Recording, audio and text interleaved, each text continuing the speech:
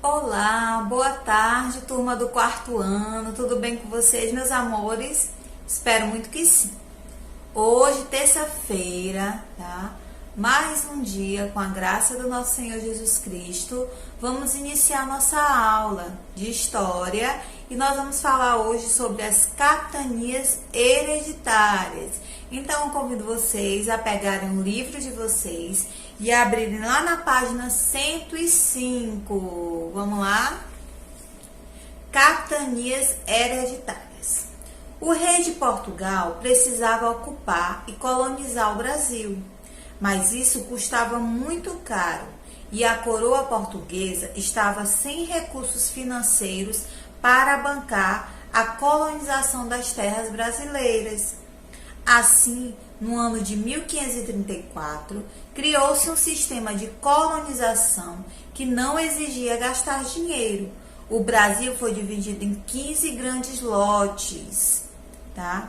De terras que foram chamadas de capitanias hereditárias e doadas a 12 donatários escolhidos entre pessoas importantes, como militares, fidalgos ou funcionários da administração colonial,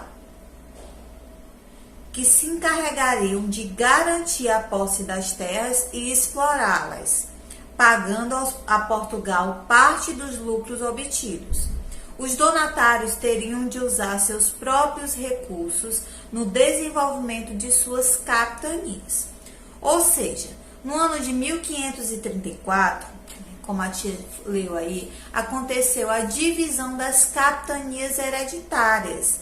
Dom João III, ele resolveu dividir as terras brasileiras em 15 grandes lotes, né? Como vocês observaram aí. E desses 15 grandes lotes, ele dividiu para 12 donatários, tá? Ou seja, os donatários eram capitães da época, certo? Que tomaram posse dessa divisão, tá? Essas capitanias, elas eram grandes extensões de terras, tá? Que elas eram passadas de pais para filhos, de geração em geração. Por isso, se deu o nome de capitanias hereditárias, porque quando o pai, o responsável, o capitão morria, automaticamente o filho, o herdeiro, iria tomar de conta dessas terras, tomar posse dessas terras, tá? E aí, esses descendentes, eles tinham que administrar bem essas terras.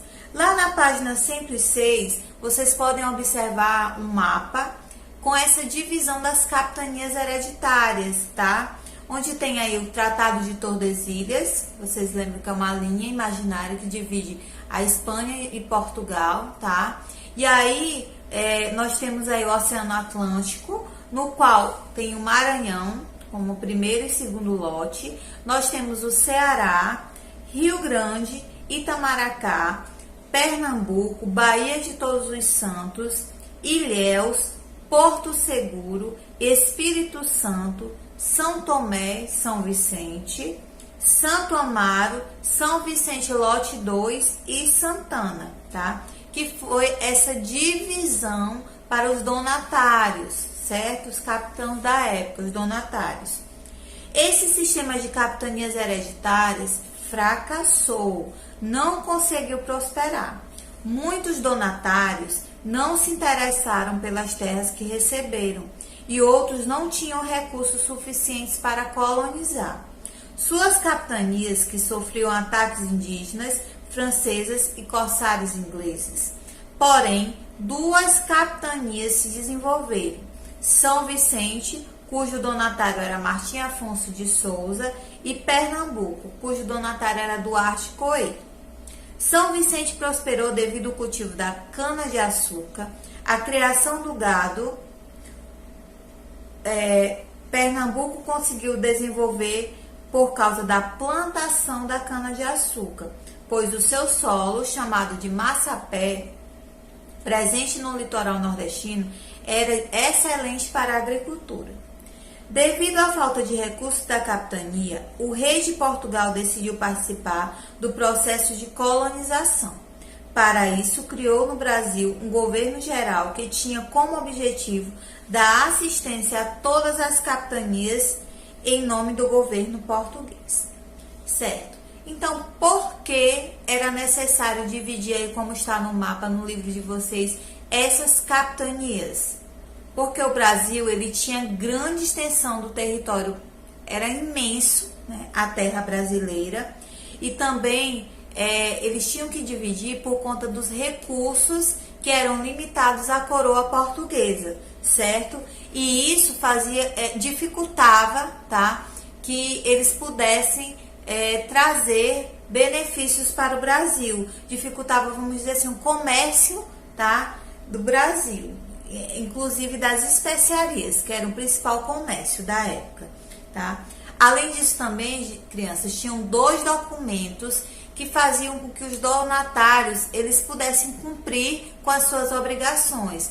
Era a carta, né, era chamada a carta de doação, tá? E a carta floral. Na carta de doação, ela regulamentava todos os direitos, certo? Que os donatários tinham enquanto tivessem posse dessas terras. E na carta floral, né, era a forma dos direitos e os deveres que eles tinham para poderem saberem o que eles poderiam ou não fazer. Era uma carta, vamos dizer assim, de fixação dos seus direitos e deveres, tá? Mas aí vocês perguntam, tia Jo, mas qual era esse direito, qual era esse dever dos donatários, desses donos de terra, né? E aí eles tinham os direitos dele era cobrar os impostos, tá? Eles podiam também escravizar os indígenas, utilizar os indígenas como escravos lá na lavoura de cana-de-açúcar. Eles podiam doar e podiam também explorar as terras que eles quisessem dentro do Brasil, certo? Esses eram os direitos dele. Quanto aos deveres que eles tinham, os donatários, eles podiam pagar impostos, tá? A coroa portuguesa, claro, na época. Eles tinham também o direito de defender e colonizar as terras e fazer com que eles pudessem desenvolver mais essas terras através das suas capitanias, através dos seus recursos, tá? E aí vocês puderam ver também que o cultivo, que nós já estamos indo falar há muito tempo sobre o cultivo da cana-de-açúcar, que ajudou a desenvolver as capitanias de São Vicente, né? E a criação do gado também, tá? E lá na capitania de São Vicente, como eu já falei, e a capitania de Pernambuco, que era de Duarte Coelho, ele também prosperou com a sua capitania através da cana-de-açúcar. E aí, o que aconteceu? Para que vocês possam entender melhor. As capitanias hereditárias, elas não deram certo. Lá no ano de 1759, elas foram extintas. Mas vocês viram que apenas 2 capitanias deram certo, tá? Qual foram as 2 capitanias? A capitania de São Vicente, tá? E a capitania de Pernambuco. Foram as 2 capitanias que conseguiram progredir, onde eles conseguiram cumprir com os acordos, conseguiram plantar, conseguiram o cultivo da cana-de-açúcar, a criação de gado, e aí isso foi um ponto positivo para o Brasil, porque esse desenvolvimento fez com que o Brasil desse continuidade ao povoamento dele, tá? E aí vieram outras riquezas para o Brasil.